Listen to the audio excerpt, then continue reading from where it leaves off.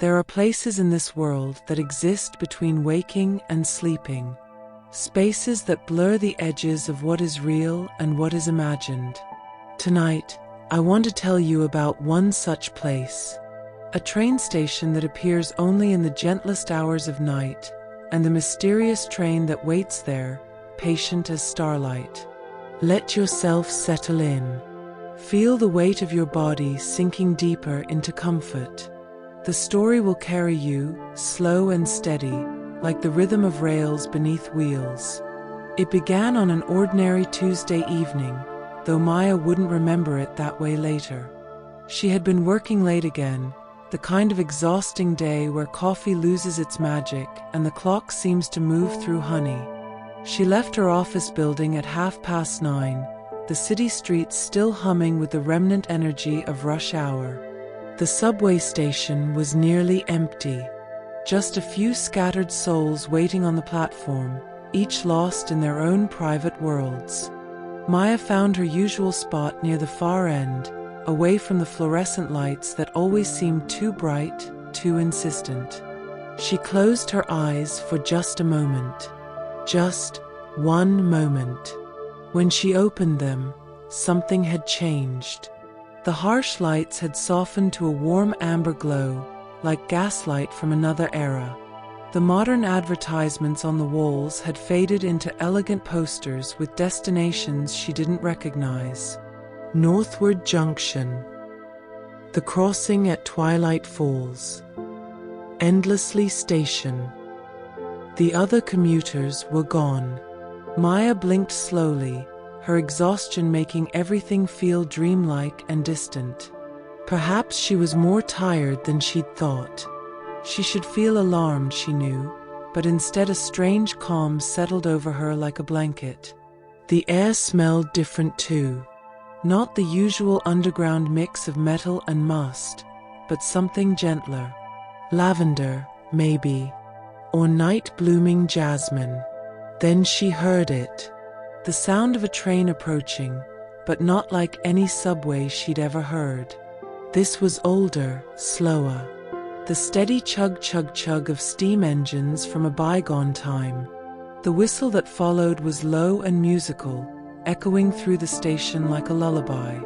Maya watched as the train emerged from the tunnel, and her breath caught softly in her throat. It was magnificent. Deep midnight blue, almost black, with golden trim that caught the amber light. The windows glowed with a soft warmth from within, and she could see silhouettes moving inside. Peaceful, unhurried. Each car bore a symbol she couldn't quite make out, something that shifted when she tried to focus on it. A star? A compass rose? A sleeping eye? The train came to a perfect, gentle stop. No harsh screech of brakes, just a slow, natural settling, like a sigh. For several heartbeats, nothing happened. Maya stood alone on the platform, watching the train, feeling that strange pull of curiosity mixed with an even stranger sense of recognition, as if she'd been waiting for this train all her life without knowing it. Then a door opened directly in front of her, not with a mechanical hiss, but with the quiet creak of well-oiled hinges. Warm light spilled onto the platform, and with it came the softest music. Was someone playing a piano? Or was it just the natural hum of the train itself, creating melodies in the space between mechanical and magical? A conductor appeared in the doorway. He was neither young nor old, with kind eyes that seemed to hold centuries of gentle secrets. His uniform was immaculate, the same midnight blue as the train, with brass buttons that gleamed softly. He held a silver pocket watch in one hand, though he didn't look at it. Instead, he looked directly at Maya and smiled. "Good evening, miss," he said, his voice like warm honey and old books. "Are you traveling tonight?" Maya found her voice somewhere in the dreamlike fog that surrounded her. I don't know where this train goes." The conductor's smile deepened, creating soft crinkles around his eyes. "Well, That depends entirely on where you need to go. This particular train runs to places most people have forgotten exist. Places they've only glimpsed in the corner of their eye or felt in the space between sleeping and waking. Is this? Maya paused, uncertain how to phrase the question. Is this real? That, said the conductor gently, is entirely up to you. But I can promise you this, the journey will be peaceful. And when you wake, you'll remember it as the most restful sleep you've had in years. We have plenty of time. The train doesn't run on any schedule you'd recognize. It simply is. He extended a white-gloved hand toward her. Maya looked back over her shoulder at the empty platform, at the station that was and wasn't her usual stop. She thought about her apartment waiting for her, about her alarm set for tomorrow morning, about all the usual things that made up her usual life. Then she looked back at the train, at the warm light and soft music spilling from its doors, at the conductor with his patient, knowing smile. And she took his hand. The step up into the train was higher than she expected, but the conductor's grip was steady and sure. As soon as her foot touched the floor of the car, she felt something shift. Not in the world around her, but inside herself. As if she'd been holding her breath for weeks, months, maybe years, and finally she could exhale. "Welcome aboard," the conductor said softly. "Please, find any seat that calls to you. There are no assigned places on this train, only the places where you belong." The interior of the car took Maya's breath away all over again. It was like stepping into a dream of luxury from a more elegant age. Deep velvet seats in rich burgundy and forest green, arranged in small clusters with polished wood tables between them. Brass lamps with amber glass shades cast pools of golden light.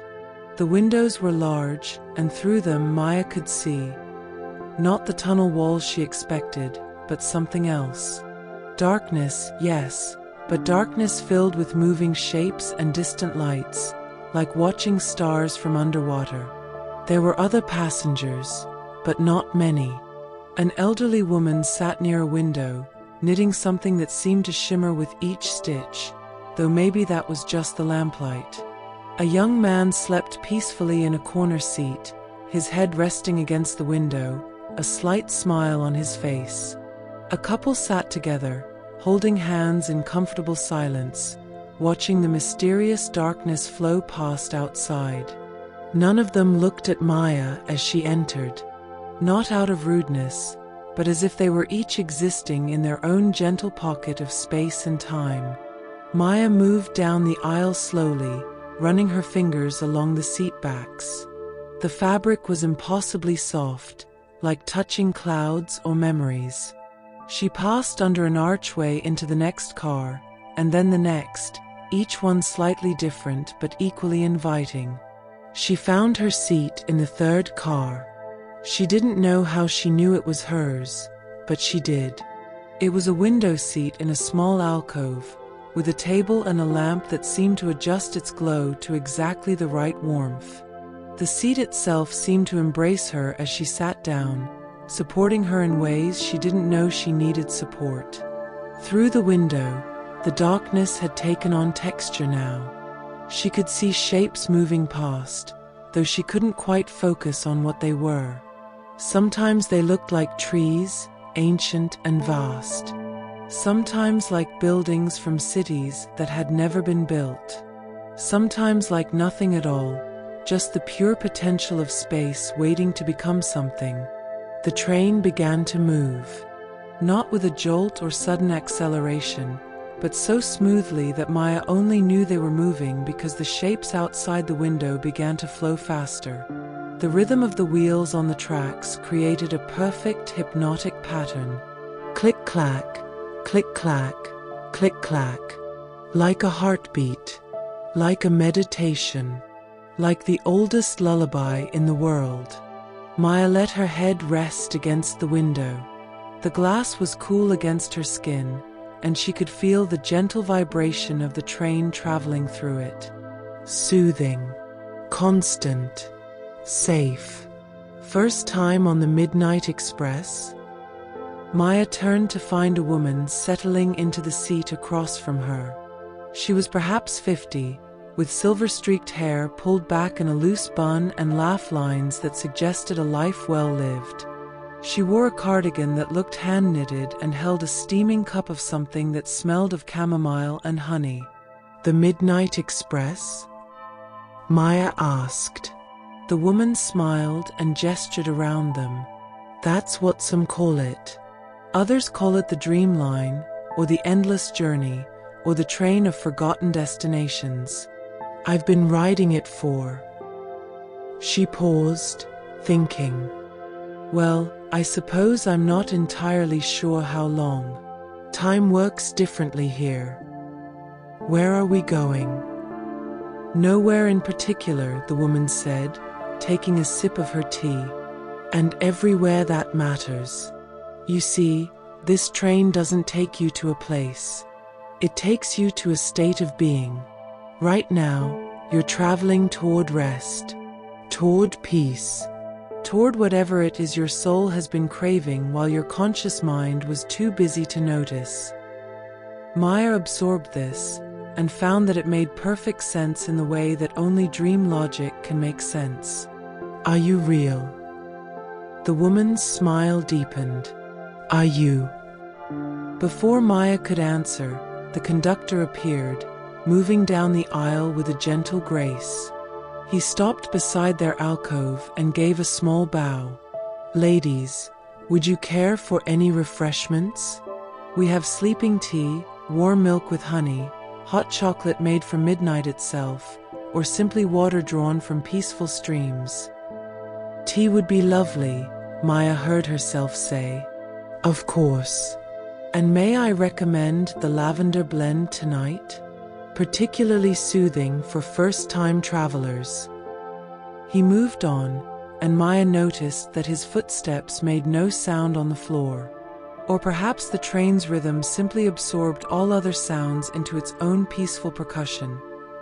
The conductor returned with Maya's tea, presenting it in a delicate porcelain cup that seemed to glow from within. The steam rose in lazy spirals, carrying with it the scent of lavender and something else. Something that smelled like peaceful Sunday mornings and forgotten lullabies and the space between thoughts. Maya wrapped her hands around the cup, feeling its warmth seep into her palms. The woman across from her had returned to gazing out the window, a serene expression on her face, as if she were watching the most beautiful film ever made. "What do you see out there?" Maya asked softly. The woman didn't look away from the window. "Memories, mostly. Places I've been. Places I wish I'd been. Sometimes I see my grandmother's garden as it was 40 years ago, with the roses climbing the fence and the bees humming their summer songs. Sometimes I see cities made of crystal and starlight. Sometimes I see nothing at all, and that's just as beautiful." Maya turned to her own window and sipped her tea. The taste was extraordinary, layers of flavor that unfolded slowly, each one more soothing than the last. As the warmth spread through her chest, the view outside began to shift. She saw her childhood bedroom, but softer around the edges, bathed in the golden light of late afternoon. Her old stuffed rabbit sat on the windowsill, and through the window, she could see trees that had been cut down decades ago, swaying in a gentle breeze. The sight didn't make her sad. Instead, it filled her with a profound sense of peace, as if all the good moments of her life were still happening somewhere, preserved in amber. "The train shows us what we need to see," the woman said quietly. "Sometimes it's the past. Sometimes it's the future. Sometimes it's the present we're too busy to notice. But it's always kind. The train is never cruel." They sat in comfortable silence for a while, each watching their own private landscapes flow past. The rhythm of the wheels continued its eternal lullaby. Click-clack, click-clack, click-clack. Like breathing, like waves on a shore, like the universe itself, expanding and contracting in perfect time. Eventually, Maya finished her tea and felt a gentle pull to explore. She rose from her seat, and the woman smiled at her without turning from the window. "The observation car is 3 cars back," she said. "You'll know it when you see it. Everyone finds it eventually." Maya moved through the train with a dreamlike ease. Each car she passed through had its own character, its own gentle music. In one car, passengers sat reading books that seemed to write themselves as they turned the pages. In another, people played chess on boards where the pieces moved like liquid mercury. In a third, children slept in small berths, watched over by what might have been their parents or might have been guardian angels. It was impossible to tell, and somehow it didn't matter. The doorways between cars opened at her approach, as if the train itself was guiding her path. And then she stepped through an archway and found herself in the observation car. It took her breath away. The ceiling was made entirely of glass, or something beyond glass, something clearer than clarity itself. Through it, she could see the sky, but not any sky she'd ever witnessed before. This was a sky of impossible colors, deep purples that shifted to midnight blues, shot through with stars that moved in slow, graceful patterns like dancers at an eternal ball. Occasionally, something vast would pass overhead, a whale made of stardust, a phoenix trailing ribbons of aurora, clouds that looked like sleeping giants. The car was arranged with comfortable chairs and sofas, all facing the windows and ceiling. Soft music played from somewhere, or perhaps it was just the sound of starlight touching glass. A few passengers reclined in the seats, their faces tilted upward, expressions of wonder and tranquility lighting their features.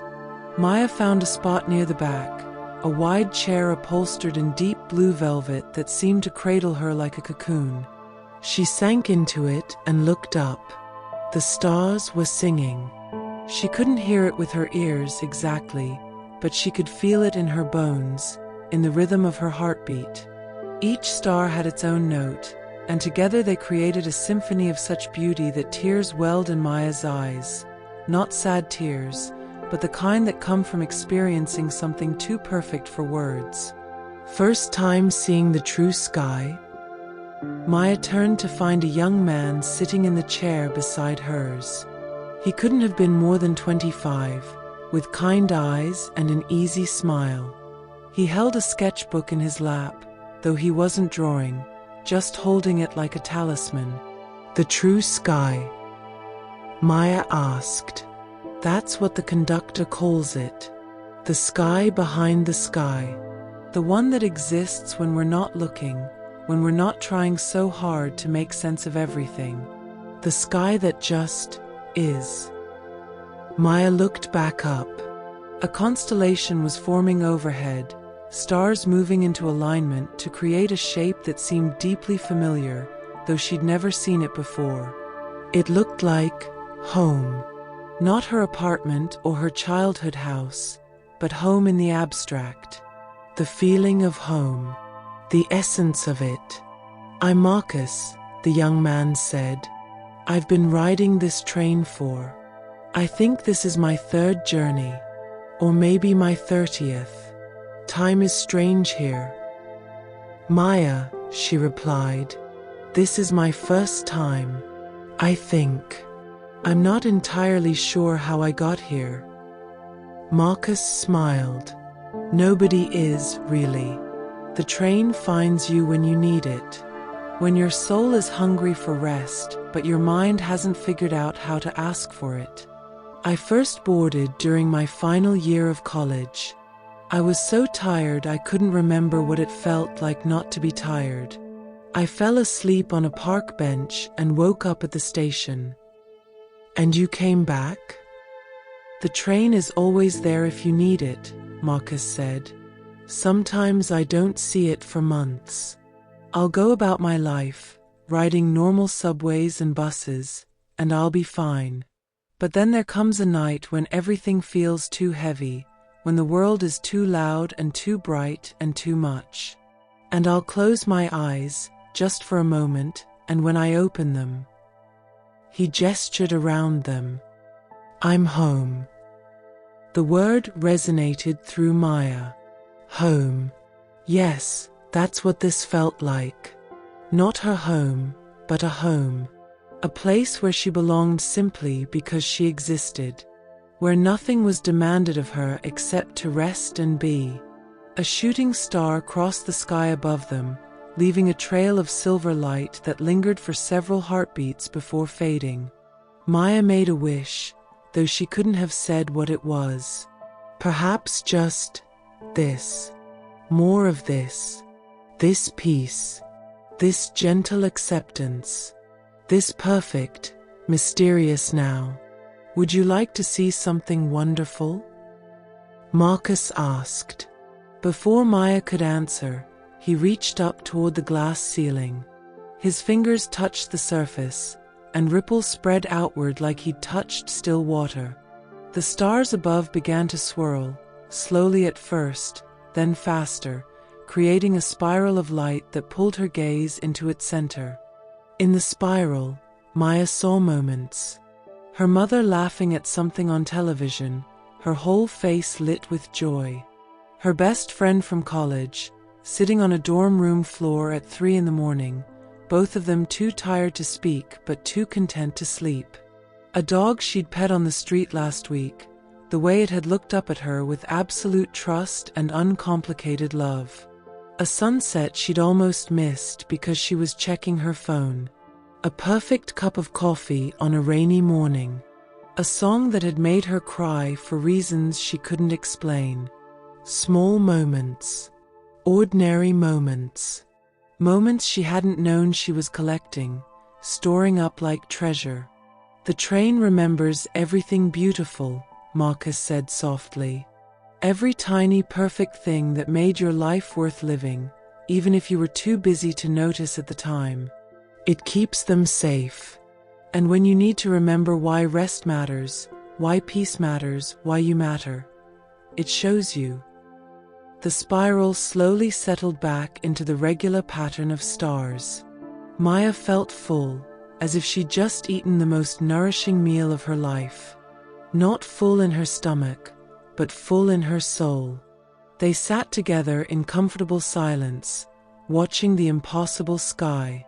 Other passengers came and went, each one pausing to stare upward with the same expression of quiet awe.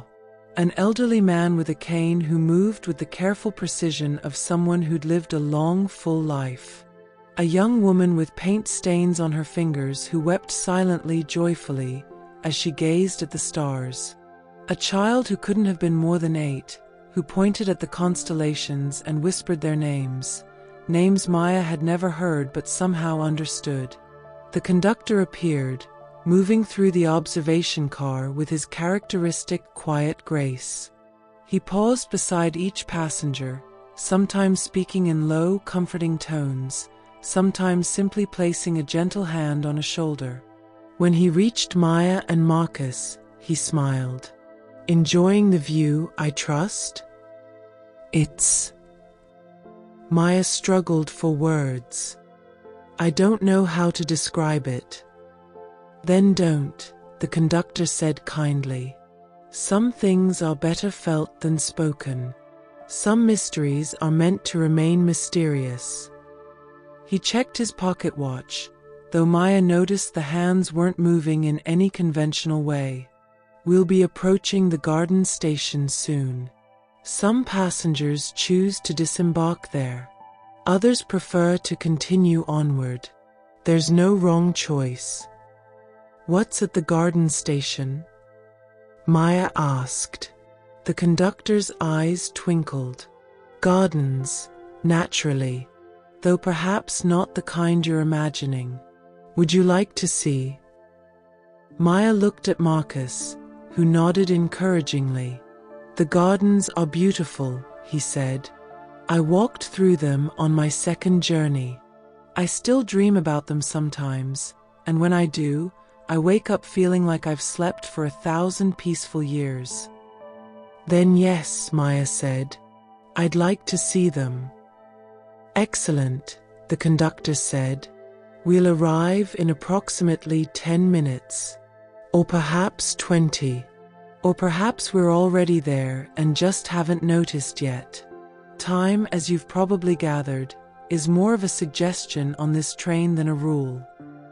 He moved on, and Maya returned her gaze to the ceiling.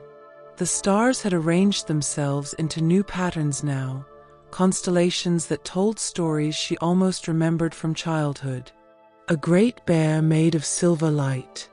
A ship sailing across an ocean of night.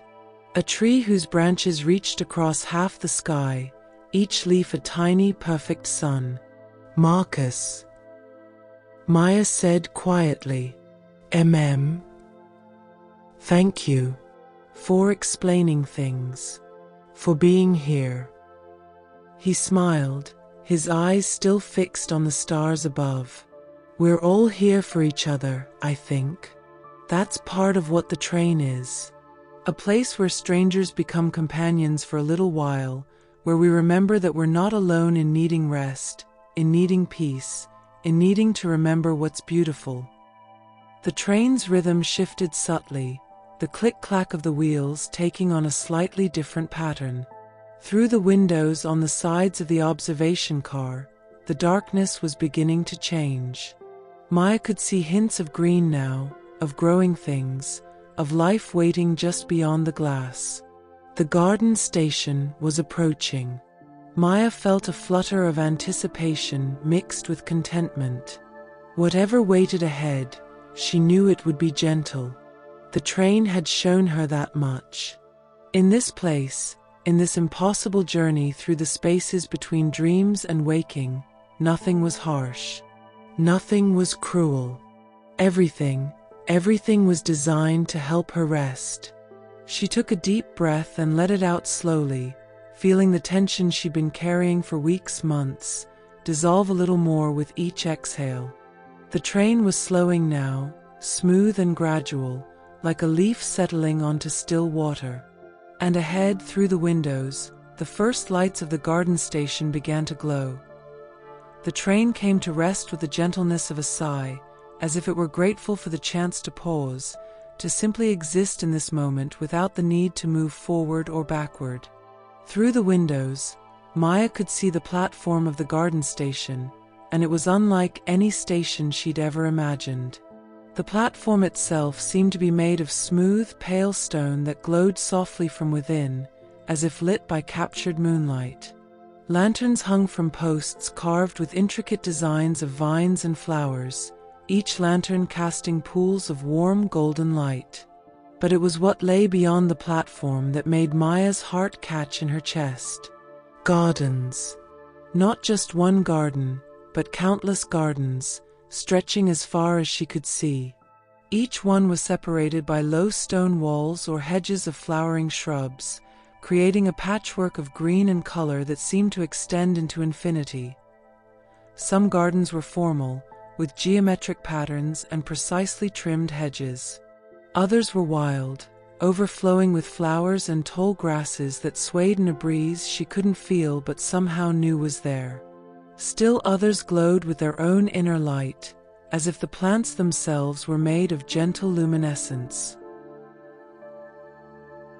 The conductor's voice came over a speaker system that sounded like a whisper directly in her ear. Garden Station. Those who wish to walk among the growing things, you may disembark. The train will wait for those who choose to return. It always waits. Maya rose from her chair, feeling Marcus do the same beside her. Other passengers were standing too, moving toward the doors with that same dreamy slowness that characterized everything on this train. No rushing, no urgency, just gentle, purposeful movement. They stepped off the train onto the glowing platform, and the air that greeted them was perfect. Not too warm, not too cool. It smelled of jasmine and roses and lavender and 1,000 other flowers she couldn't name. It smelled like spring and summer and autumn all at once, with just a hint of winter's clarity underneath. "I'm going to the rose garden," Marcus said, pointing to a section where even from this distance, Maya could see massive rose bushes heavy with blooms. "It's where I always go. But you should follow wherever calls to you. Trust your instincts here. The gardens know what you need." He gave her a small wave and walked off down the platform, joining a small group of passengers who were all heading in the same direction. Maya watched him go, feeling grateful for his kindness, and then she turned to survey the gardens spreading before her. There were paths leading in every direction, each one inviting, each one promising something different. A stone path that led toward what looked like a forest of silver birch trees. A gravel path that wound between beds of flowers in every color imaginable. A path made of smooth wood planks that led toward a garden where everything seemed to be in shades of blue and purple. But it was the path of soft grass that called to her. It led toward a garden that glowed with a gentle amber light, and even from here, she could see what looked like fruit trees heavy with blossom, their branches reaching toward each other to form natural archways. She followed the path. Her feet made no sound on the grass. Or perhaps the garden itself was making a sound so peaceful that her footsteps simply added to the harmony rather than interrupting it. Somewhere, water was trickling over stones. Somewhere, night birds were singing their soft songs. Somewhere, the wind was moving through leaves with a whisper that sounded like the oldest, kindest secrets. Maya passed under the first archway of blossoming trees and found herself in a space that felt both vast and intimate at the same time. The trees formed natural corridors and clearings, each space feeling like its own small world. In one clearing, benches made of living wood invited her to sit. In another, a small pond reflected the impossible stars still visible in the sky above. In a third, wildflowers grew in no particular pattern, their petals glowing softly in the amber light. She wasn't alone in the garden. Other passengers from the train wandered through the spaces between the trees, each one seeming to exist in their own private peace. They didn't speak to each other, but there was a sense of companionship in their silence. Fellow travelers, all seeking the same thing: rest, beauty, a moment outside of time. Maya found a bench beneath a particularly large tree whose blossoms were the color of sunset. She sat down and immediately felt the tree's presence, old and wise and infinitely patient. It had been here forever, she realized. Or perhaps it had just come into being this moment. In this place, both things could be true simultaneously. She closed her eyes and simply listened.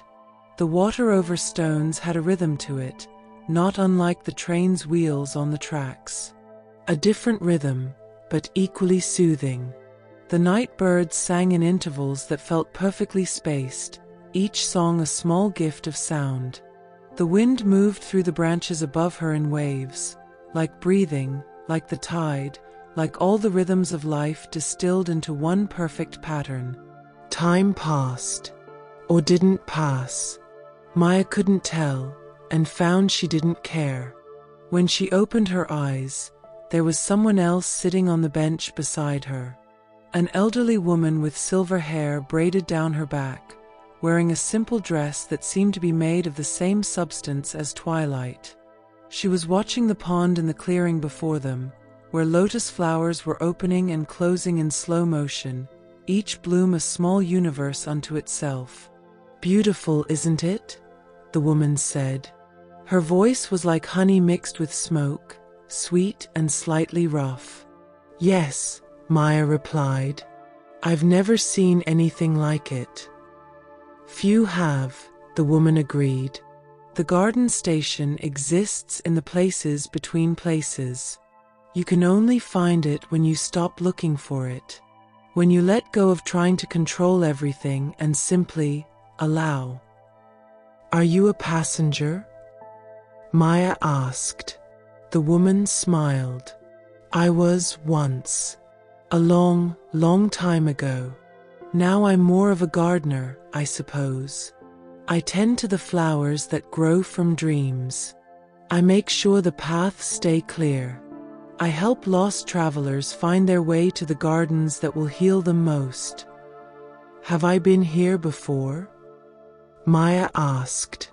The question surprised her, but once she'd asked it, she realized it was the right question. Something about this place felt familiar, as if she'd walked these paths in countless other dreams she couldn't quite remember. Everyone has been here before, the woman said. In one way or another. This is the garden at the center of everything. The place your soul visits when your conscious mind is too tired to guard the gates. Children come here every night when they sleep. But as we grow older, we forget the way. We build walls around ourselves made of worry and work and the belief that rest is something to be earned rather than something we're entitled to simply by existing. She turned to look at Maya fully, and her eyes were the color of deep forest shade, ancient and knowing. You've been very tired, haven't you, dear? Maya felt tears prick her eyes. The simple acknowledgement of it, the way this stranger saw her exhaustion and named it without judgment, without offering solutions or telling her she should take better care of herself, it broke something open in her chest. Yes, she whispered. I'm so tired. I know, the woman said gently, but you're here now. And while you're here, you can rest. Truly rest. Not the half sleep you get at home, with your mind still spinning through tomorrow's tasks. Real rest. The kind that reaches all the way down to your bones, to your soul. The kind that reminds you that you are more than what you produce, more than what you accomplish, more than your usefulness to others. The woman reached out and took Maya's hand. Her touch was cool and soft, like silk, like flower petals. Walk with me a while. I want to show you something. They rose from the bench and began walking deeper into the garden.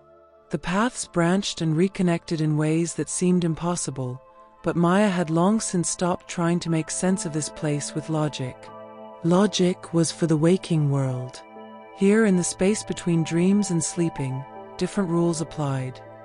They passed through a grove where the trees were hung with what looked like crystallized starlight, each piece chiming softly when the wind touched it. They crossed a small bridge over a stream where the water ran uphill, defying gravity with serene indifference. They walked through a meadow where each blade of grass was a different shade of green, creating a gradient from emerald to sage to mint to the palest seafoam. Eventually, they came to a place that made Maya stop in wonder. It was a garden within the garden, a circular space enclosed by walls of living ivy that grew so thick no light could penetrate from outside.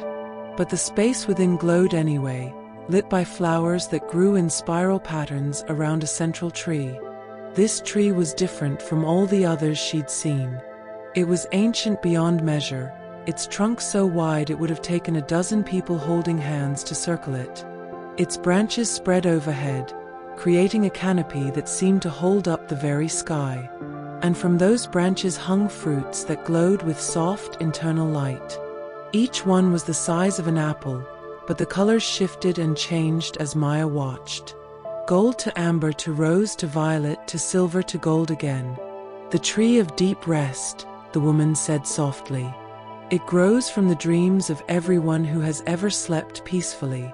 Every restful night, every gentle dream, every moment of true peace adds to it. It's been growing since the first living creature closed its eyes and surrendered to sleep. And it will grow until the last star fades. It's... Maya couldn't find words. Sacred, the woman supplied. Yes, that's a good word for it. This is the heart of the garden station. The place where all the paths eventually lead, whether travelers know they're heading here or not. She led Maya to the base of the tree, where thick roots emerged from the earth like ancient serpents frozen in time. Between two of the roots was a hollow, lined with moss that looked softer than clouds. It was exactly the size and shape of a person curled up in peaceful sleep. "Lie down," the woman said gently. "Just for a moment. Let the tree share its gift with you." Maya should have questioned this. Should have felt cautious about lying down in a hollow at the base of a magical tree in a garden that existed in a dream. But she didn't. Instead, she felt only the pull of profound safety, the knowledge that this was exactly what she needed. She lay down in the hollow, and the moss embraced her like the most perfect bed ever created. The roots of the tree curved protectively around her, not trapping but sheltering. Above her, through the canopy of branches, she could see the glowing fruits and beyond them, the eternal stars. "Close your eyes," the woman said, her voice coming from somewhere far away and very close at the same time. "Let the tree remember you. Let it add your rest to its growth. Let it give you back what the waking world has taken." Maya closed her eyes, and she felt it immediately. A presence, vast and gentle, ancient and new. The tree was aware of her. It knew her exhaustion, her struggles, her small joys and quiet sorrows. It knew the weight she carried, the mask she wore, the way she pushed herself past her limits again and again because she'd forgotten she was allowed to stop. The tree held all of this knowledge without judgment. And then, slowly, it began to take the weight from her. Not erasing her memories or her experiences, but taking the heaviness of them. The burden. The way they dragged her down. The tree absorbed these things into itself, transforming them into food for its roots, fuel for its growth. Her exhaustion became nourishment. Her pain became strength. Not her strength, but the tree's, so that it could continue to offer shelter to others who came after her. Maya felt herself becoming lighter, not in body, but in spirit. As if she were a balloon that had been tied to anchors she didn't know she was carrying, and now the ropes were being cut, one by one, and she was slowly, gently rising. She heard singing. The woman's voice, perhaps, or maybe the tree itself, or possibly the combined dreams of everyone who had ever rested in this hollow. It was a wordless melody, ancient and soothing, that wrapped around her like a blanket made of starlight and summer rain. Time ceased to have any meaning at all. She rested beneath the tree of deep rest, and the rest was more complete than anything she had experienced since being born. It was the rest of the womb, of being held in perfect safety before consciousness complicated everything. It was the rest of the grave without death's sadness, the peaceful return to the earth that awaited all living things. It was rest that existed outside of time, outside of identity, outside of everything except pure, perfect being. When Maya finally opened her eyes, she didn't know if seconds or hours or years had passed. The woman was still there, sitting beside the hollow, her hand resting gently on the moss near Maya's shoulder. "Welcome back," she said with a smile. "You went deep, deeper than most on their first visit." Maya sat up slowly, and she felt different. Lighter, yes, but also more substantial somehow. As if she'd been living as a sketch of herself, and now someone had filled in the colors, added depth and shadow and dimension. She felt real in a way she hadn't felt in longer than she could remember. "Thank you," she said, and the words felt profoundly inadequate for what she'd been given. "The tree thanks you," the woman replied. "Your rest feeds it. Your peace makes it stronger. That's the secret, you see. Rest isn't selfish. It's not something to feel guilty about. When we rest truly, deeply, we feed the tree. We make more rest available for others. We add to the collective peace of all things." She stood and offered Maya her hand. "The train will be departing soon. Or rather, you'll be ready to board again soon. Would you like to walk back through the gardens, or would you prefer the direct path?" "Walk," Maya said immediately. She wasn't ready to leave this place, though she knew she eventually would have to. Or would she? Did anyone ever truly have to leave? Or did this place exist in some part of her now, accessible whenever she closed her eyes and remembered? They walked back through the garden slowly, taking a different path than the one they'd arrived by. This route led them past sections Maya hadn't seen before. A garden where sculptures made of mist took form and dissolved and reformed. A garden where the flowers were made of music, each bloom playing its own note when the wind passed through. A garden where time ran backward, showing them flowers closing into buds, fruits returning to blossoms, seasons rewinding in reverse. Eventually, they arrived back at the glowing platform where the train waited, patient as ever. Other passengers were returning as well, their faces serene, their movements unhurried. Marcus was among them, and he caught Maya's eye and smiled, a smile that said he understood, that he'd experienced something similar in his own garden, that they were now members of the same quiet fellowship of the deeply rested. "Will I see you again?" Maya asked the elderly woman. "Perhaps," she said, "or perhaps not. But you'll carry this with you, the memory of true rest. And whenever you need it, you can close your eyes and find your way back here." The garden station exists wherever someone remembers how to stop trying so hard. It's always there, always waiting, always ready to welcome travelers home. She leaned forward and kissed Maya gently on the forehead, a benediction, a blessing. Then she stepped back and seemed to fade into the amber light of the gardens, becoming part of the glow, part of the beauty, part of the eternal peace that permeated this place. Maya stood for a moment, feeling the residual warmth of that kiss on her forehead. Then she turned and boarded the train once more. The train's interior welcomed her back like an old friend. The same warm lights, the same soft music, the same sense of timeless peace. But Maya felt different now. The rest the tree had given her had changed something fundamental. She moved through the cars with a new awareness, noticing details she'd missed before. In one car, she saw a man writing in a journal with ink that glowed softly on the page. The words he wrote seemed to rise up and drift away like smoke, carrying his thoughts somewhere beyond physical form. In another car, a woman was painting on a canvas that appeared to be made of solidified moonlight, and the images she created moved and breathed as if alive. Maya found her way back to the observation car, to the same comfortable chair she'd sat in before. Marcus was already there, and he nodded to her in greeting but said nothing. Words weren't necessary. They had both experienced something profound, and the silence between them held more understanding than conversation ever could. The train began to move again, pulling away from the garden station. Maya watched through the window as the gardens slowly faded into the distance, their lights growing smaller but never quite disappearing. They remained visible even when they should have been too far away to see, like stars that persisted on the horizon, promising that they'd be there whenever she needed to return. The sky above the observation car had changed again. Now it showed not just stars but entire galaxies, swirling in slow motion, painting patterns of light across the cosmic canvas. And within those patterns, Maya could see faces. People she'd known, people she'd lost, people she'd loved.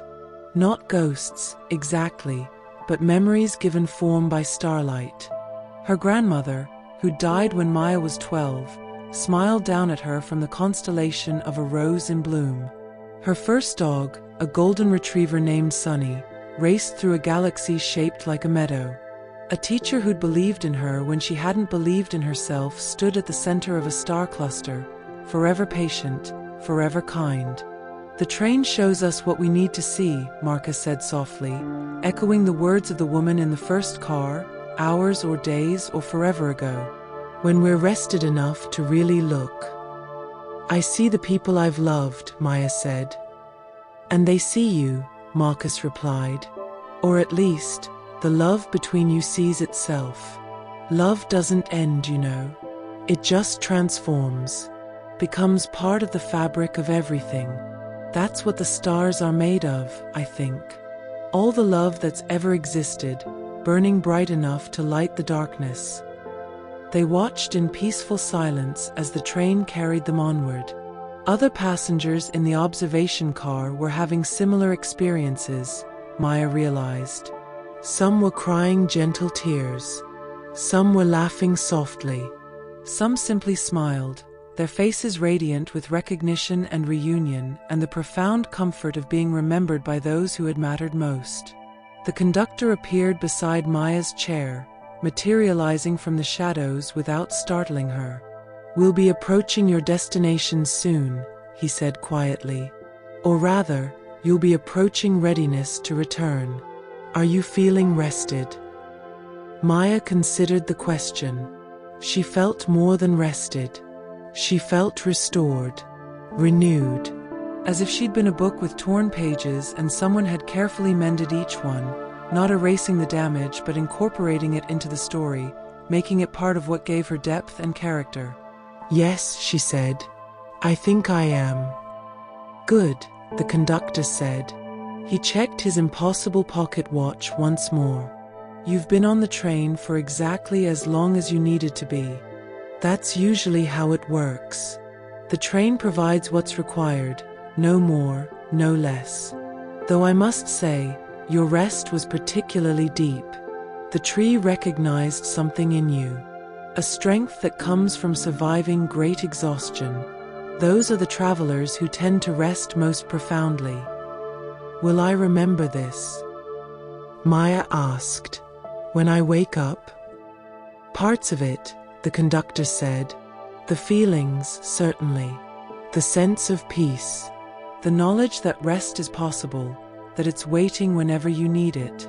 The specific details might fade, the way all dreams do. But the important things, the true things, those will stay with you. They'll be there in moments when you're overwhelmed, a quiet voice reminding you that you're allowed to stop. You're allowed to rest. You're worthy of peace simply because you exist." He smiled and began to move away, then paused. "Oh, and Miss Maya? The train hopes you'll ride again. You're always welcome. All you have to do is close your eyes, take a breath, and remember that the station is there. It's always there, waiting in the spaces between moments, ready to carry you home." The train was slowing now, though Maya couldn't see any station approaching. The galaxies above were beginning to fade, growing dim and distant. The other passengers in the observation car were fading too, becoming translucent, like ghosts made of contentment and fulfilled rest. Marcus turned to her one last time. "Safe travels, Maya. Until we ride again." "Until we ride again," she echoed, and the words felt like a promise, like a prayer, like a possibility that would exist forever in the back of her mind. The train came to a gentle stop. Through the windows, Maya saw not a platform but a soft, formless glow. It was warm and inviting, and she knew instinctively that on the other side of that glow was her own bed, her own life, her own world waiting to welcome her back. She stood and walked toward the nearest door. It opened for her, and she stepped through into the light. Maya opened her eyes to find herself in her own bedroom, in her own bed. Early morning light filtered through the curtains, painting everything in shades of gold and amber. Her alarm hadn't gone off yet. She'd woken naturally, something that hadn't happened in months. She lay still for a moment, feeling her body against the mattress, the weight of the blanket, the softness of her pillow. And she felt good. Actually good. Not just not tired, but genuinely rested in a way she'd forgotten was possible. The memories of the train were already beginning to fade, becoming dream-soft and uncertain around the edges. She couldn't quite remember all the gardens she'd seen, or every conversation she'd had. But she remembered the important parts. The observation car with its impossible stars. The tree of deep rest and the profound peace it had given her. The conductor's kindness. Marcus's companionship. The elderly woman's wisdom. and she remembered the feeling. The core truth the train had shown her, that rest was sacred, that she was worthy of peace, that somewhere beyond the edge of waking, there was a place that would always welcome her home. Maya rose from bed feeling lighter than she had in years.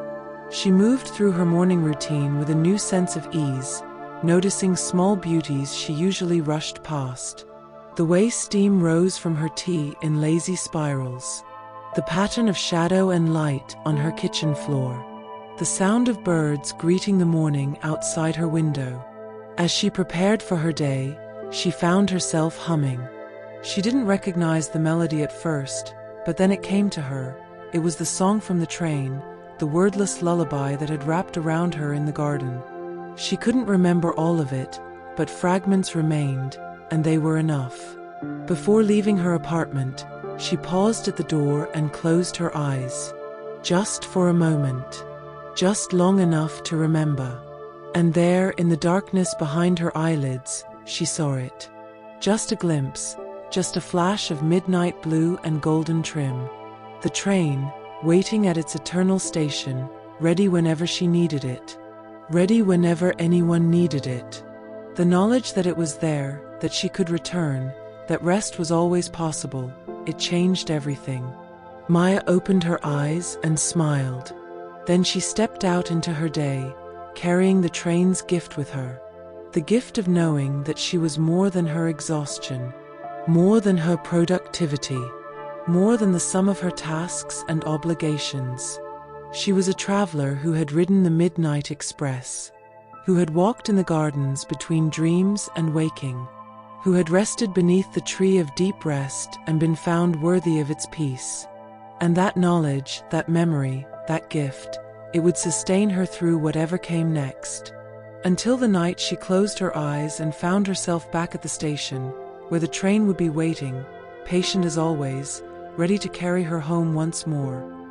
The rhythm of breathing, in and out, steady as wheels on tracks, peaceful as starlight on glass, gentle as the space between one thought and the next. The train is always there, waiting in the dreams we've forgotten how to dream. Rest now. The journey continues, and you are always, always welcome aboard. Sleep well, traveler. Sleep deep. The Midnight Express is always running, always waiting, always ready to carry you to the peace you deserve. Let the rhythm of the tracks guide you into sleep. Click-clack, click-clack, click-clack. Slower now, softer, until there is only rest, only peace, only the gentle darkness of deep, healing sleep.